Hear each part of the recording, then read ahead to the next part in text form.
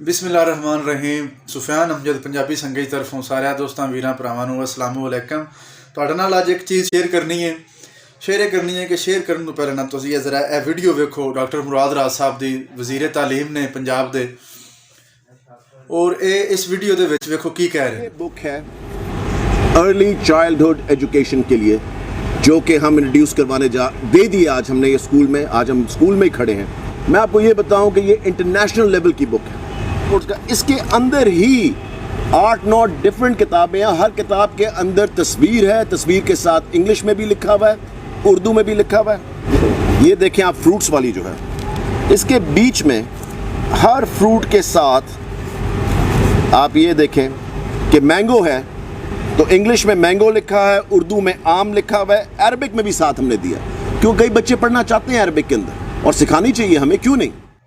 बड़ी अच्छी और बहुत ही शानदार इन्हां दी एफर्ट है। PTI दी गवर्नमेंट ने बड़ा कम किया है EC वास्ते, यानी अर्ली चाइल्ड एजुकेशन वास्ते। लेकिन इतनी महंगी किताब फ्री इस देने के बावजूद भी एक चीज़ मजीद बेहतर की जा सकती सी।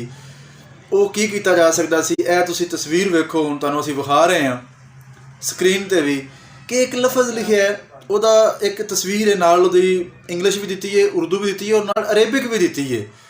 यार अगर क्या ही अच्छा होंदा नाल तुसी थोड़ा जिहा टच पंजाबी का भी दे जांदे। इस तस्वीर दे विच तुसी वेख रहे हो कि अरबी भी दी हुई है, इंग्लिश भी दी है, उर्दू भी दी हुई है।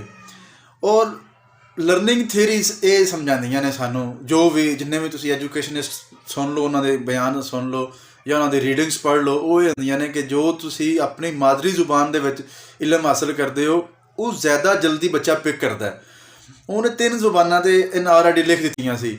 क्या ही कोई ना दे कोई ज़्यादा स्याही का खर्चा सी ना कोई, सिर्फ ਉਹਦੇ ਵਿੱਚ ਤੁਸੀਂ ਪੰਜਾਬੀ ਦੇ ਵਿੱਚ एक चीज़ ऐड कर देंगे, बच्चे नूं बहुत जल्दी पिक हो जाना सी।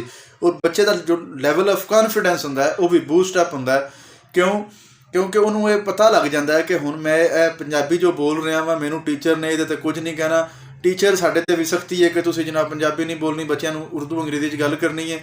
क्योंकि साढ़े पहले तो सारा फोकस ही अंग्रेजी ते, हुण नाल खान साहब ने आए ने, खान साहब का कोई अपना विजन होएगा, इन्हां नाल अरेबिक टच भी दे दिता है। ठीक है, अरबी जरूरी है कि असीं कुरान मजीद पढ़ने, लेकिन एक बच्चे नूं की पता कि अरबी दे विच इहनूं की कहंदे ने की नहीं कहंदे। उसदी जगह ते तुसीं पंजाबी का टच दे जांदे तो मुराद राज साहब बहुत अच्छा हुंदा। तुसीं 1150 की बुक पर बच्चे नूं फ्री दे रहे हो, ये तुहाडा बहुत ही ऐसा एक कदम है, एक बहुत ही अच्छा कदम है। लेकिन साडी रिक्वेस्ट ये वे बीइंग ए टीचर, और मैं खुद चूँकि अर्ली चाइल्ड एजुकेशन ते ट्रेनिंग्स लई हुई ने मुख्तलिफ, और ये मेरा एक्सपीरियंस भी है। बच्चा सिर्फ और सिर्फ अपनी मादरी जुबान ने सब तो ज़्यादा जल्दी पिक करता है, जिस तरह सारे तुहानूं पहले भी दस्सिया कि एजुकेशनिस्ट भी फरमाते हैं।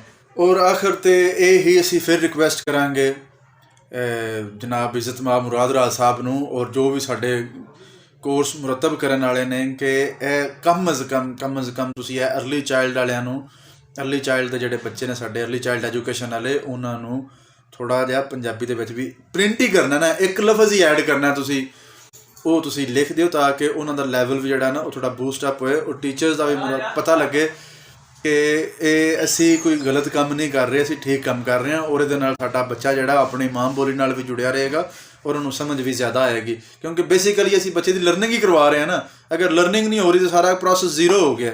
शुक्रिया।